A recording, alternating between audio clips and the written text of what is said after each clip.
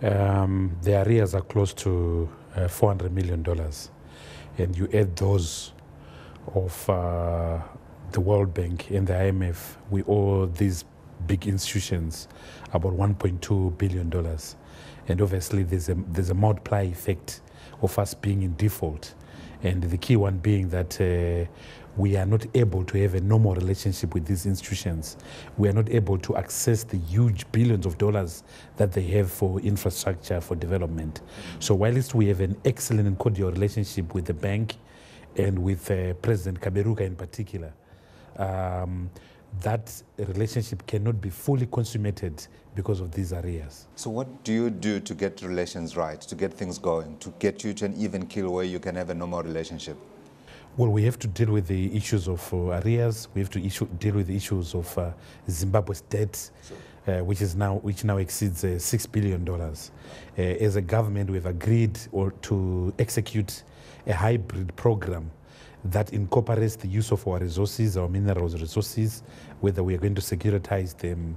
And the second method is the traditional method, the YIPIC method. Yes. And very shortly, we hope to have a staff monitored program in Zimbabwe of the fund.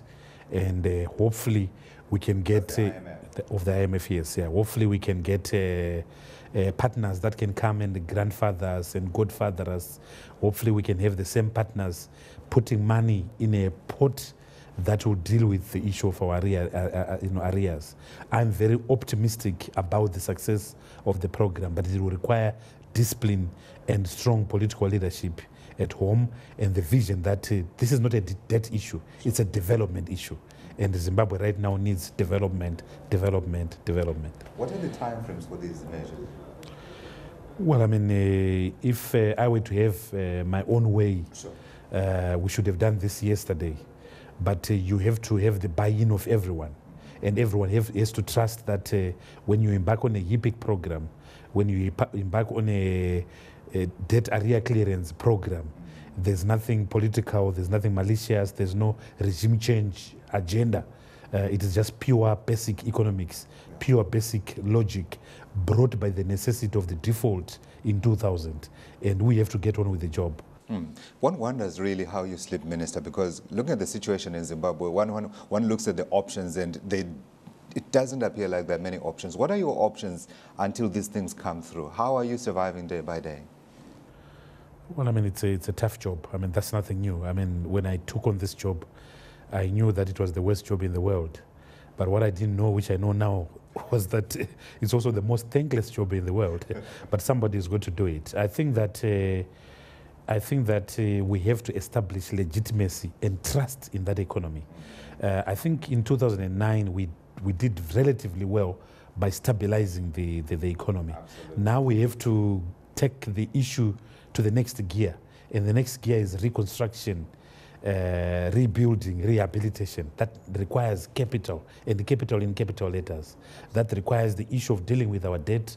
That requires the issue of foreign direct investment, that requires the issue of lines of credit. And that is my key concern at the present moment. Capital, capital, capital. We are a victim of our history. We're also a victim of ignorance. And that ignorance has created this huge veneer of perceptions that are misplaced and that are tangential to the truth. I think that if you just measure us by pure macroeconomic fundamentals, we are doing much, much better than many of the countries and capitals in Africa that are the recipients of huge capital inflows. So I think people should study us and understand us and peel off the veneer and mascara which creates the basis of this high-risk profile, which is not justified with the facts on the ground. But of course, I'm not saying we are perfect. We've got pimples and cysts on the ground that we need to deal with. One, we need to deal with the issue of security of people's rights.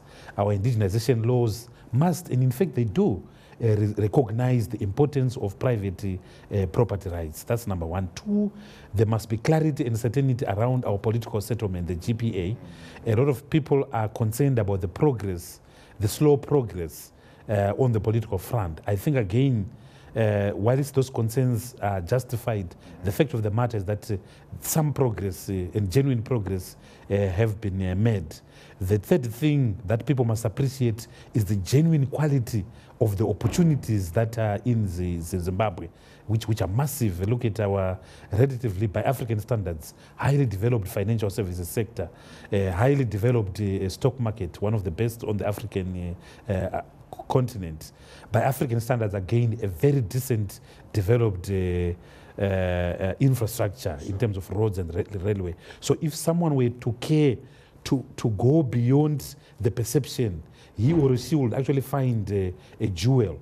And the point we are making is that we have done these policies over a very short period of time, stabilized inflation, stabilized prices, increased capacity utilization. Zimbabwe is ripe for investment tomorrow, today, and yesterday.